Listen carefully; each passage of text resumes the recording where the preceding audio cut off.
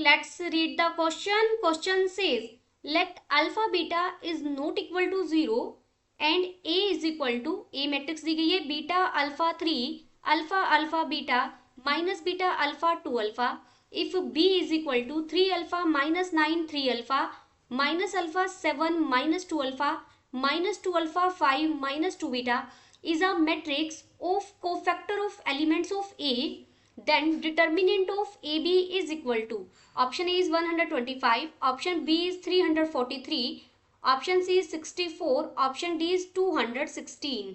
First we see the key concept. देखिए जो आपकी एडजॉइंट ऑफ मैट्रिक्स होती है, एडजॉइंट ऑफ ए कोई मैट्रिक्स है स्क्वायर मैट्रिक्स, आप उसकी जो एडजॉइंट ऑफ ए मैट्रिक्स निकालेंगे वो कोफैक्टर मैट्रिक्स, जो कोफैक्टर मैट्रिक्स है उसका ट्रांसपोज होती है, ठीक है। और एडजॉइंट ऑफ ए का डिटर्मिनेंट हमें अगर फाइंड आउट करना है तो this is equal to determinant of A raise to power n minus 1। यहाँ n क्या है, where n is the order of A, n is order. अगर a n ऑर्डर की स्क्वायर मैट्रिक्स है तो एडजॉइंट ऑफ ए कैसे find out करेंगे, determinant of A raise to power n minus 1। अब यहाँ a मैट्रिक्स आपको दी गई है और b मैट्रिक्स दी गई है।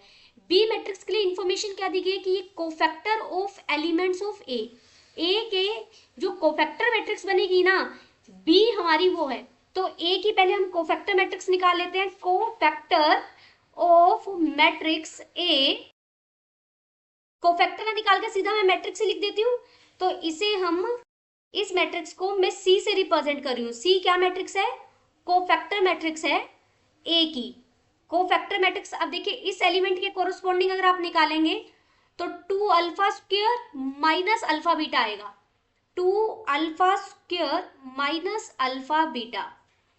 अगर इस एलिमेंट के निकालेंगे तो बाहर माइनस आएगा, कोफैक्टर में माइनस, और अब अंदर माइनर लिख देंगे, माइनर क्या हो जाएगा, 2 alpha square plus beta square, 2 alpha square plus beta square. अब हम थर्ड पॉइंट के कोरोस्पोंडिंग कोफैक्टर फाइंड आउट करेंगे तो वो क्या हो जाएगा, देखिए वो पॉजिटिव ही आएगा और क्या बन जाएगा, alpha square plus alpha beta. तो ऐसे ही आप ए मैट्रिक्स के हर एलिमेंट के कोरोस्पोंडिंग कोफैक्टर निकाल लेंगे।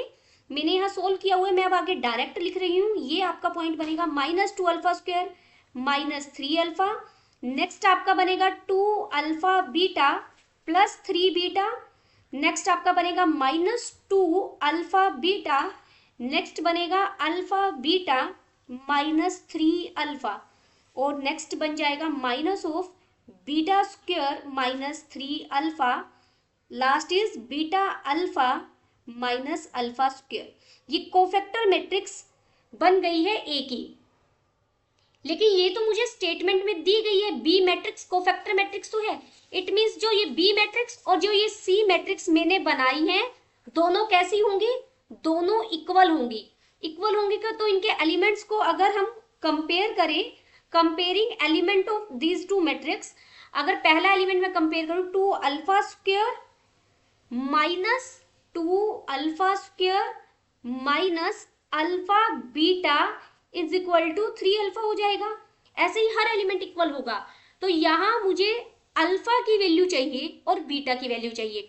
सिर्फ अगर आप ध्यान देंगे तो ये एलिमेंट ऐसा है जिसमें सिर्फ अल्फा प्रेजेंट है, तो हम इसको कंपेयर कर लेते हैं इसे, minus 2 alpha square plus 3 alpha equal हो जाएगा माइनस अल्फा के।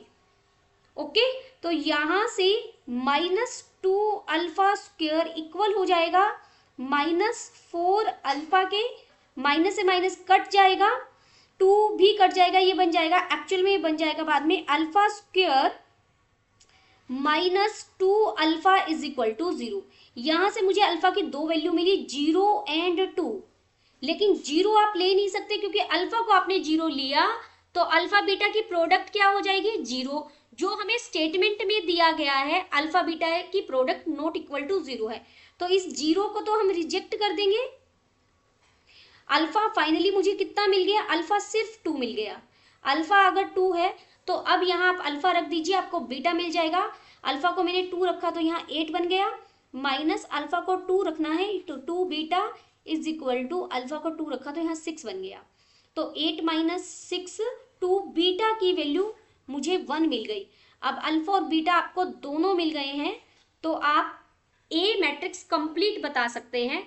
Therefore matrix A is equal to, A में अल्फा और बीटा की वैल्यू पुट कर दीजिए। ये हो जाएगा 1 2 3 2 2 1 -1 2 4। ए मैट्रिक्स मिल गई। अब हम इसके डिटर्मिनेंट की बात कर सकते हैं। Determinant of A is equal to 1 into 8 -2 -2 into 8 plus 1 plus 3 आएगा इंटू 4 प्लस 2। ये बन जाएगा 8 -2 6 हो गया, माइनस 9 2 18 और यहां से आएगा प्लस 18। तो डिटर्मिनेंट ऑफ ए मुझे मिल गया 6।